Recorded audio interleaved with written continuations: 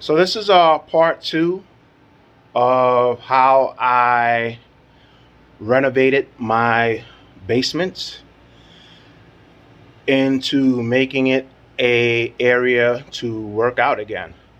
As I stated, I moved over here in 1998. I believe it was June of 1998. And the space, as far as the space in the basement, it was in much better condition than it has been and even than it is now. Most of the equipment that I have in my home gym, I had it prior to moving over here. Everything except for maybe the Olympic bench, the Olympic weight sets, the total gym. A couple of pieces I had purchased actually once I moved over here, and I realized that I was going to have a expanded space to use as a home gym. It was long before I had a gym membership.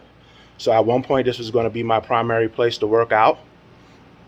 Just as a side note, I actually have a website called workingsets.com. That's workingsets.com.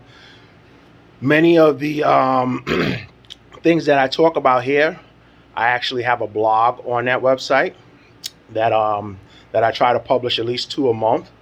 So many of the things that are said here, in case you're just tired of listening to my boring voice, you can actually read the articles because I think I'm a much better writer than I am a speaker at workingsets.com.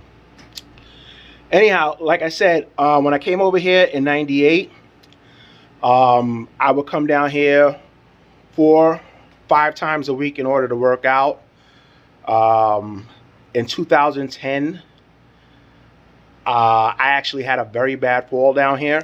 If you look at some of the floor down here in the cellar, you can actually see that it's jagged. It's uneven and unfinished. In this particular area, I used to have some of the workout equipment in this area. Um, and what I had over here was a Roman chair. I took a very bad fall off of the Roman chair in 2000. And I can remember the date because it was actually the same date that a terrorist plot was foiled. Terrorists were going to use a UPS plane back in October of 2010, and that plot was foiled. That was a Friday, and I came down here and I fell off of my Roman chair. And if you ever heard the saying that your life flashes in front of your eyes, it is very true. When I fell off of that Roman chair and flipped head over heels, I really literally thought I was going to break my neck on this cement floor. After that 2010 incident, I was solely in in my local Y with the gym membership that I had already had for 2 years, and this place was actually a forgotten world. So right after that, like I said, we had some floods. We had to change out the boiler system, and this place just wasn't usable. So about 5 years ago, I said, hey, you know what? I'm going to get this place back into shape because I have a bunch of good equipment that's just going to waste. Of course, with this pandemic, I had to expedite matters and get the place into shape because I saw so many people using their basements and their garages for workout areas. And I said, hey, I got a space downstairs that could be utilized, and it's just sitting going to waste. So I actually started the project back in January. And like I said, I had to fast track it, and I got everything in order in about 2 weeks. Going to Home Depot, buying the supplies, buying the equipment that I needed to try to get this place into shape. Like I said, it took about 2 weeks, and I've got about 80% of it done. This weekend, I'm going to be working on more of it in order to get 90% of it done. The last 10%, will be actually buying some mats in order to put down on the wooden floors. So then that way we can protect the wooden floors, and the wooden floors will not get cracked from the heavy weights that are on the floor. Some of the material that I had to buy. I bought waterproof tarps to go on the floor because even though we don't really have bad floods down here from the rain anymore, now that I got this area over here pretty much sealed up, this area over here, we used to actually have a waterfall. I've got it sealed up now to where it's a drip. I want to further seal it up some more where it will just become a sprinkle. But like I said, it still gets damp down here from time to time, especially if it's raining outside. So the tarp is actually underneath the wood planks, which are 4x8s. It's a quarter of an inch thick, and it's been able to stay pretty dry down here, especially too with the use of the humidifier. So this area over here for the gym is pretty much set. What I plan to do in the future is I have an area over here that is directly underneath the steps that lead back up to the apartments upstairs. This area right here, as you can see, I don't know why somebody did it. There was like a ton of dirt down here in the cellar even when I first moved down here. I don't know what the previous owner was trying to do, but there was just dirt everywhere.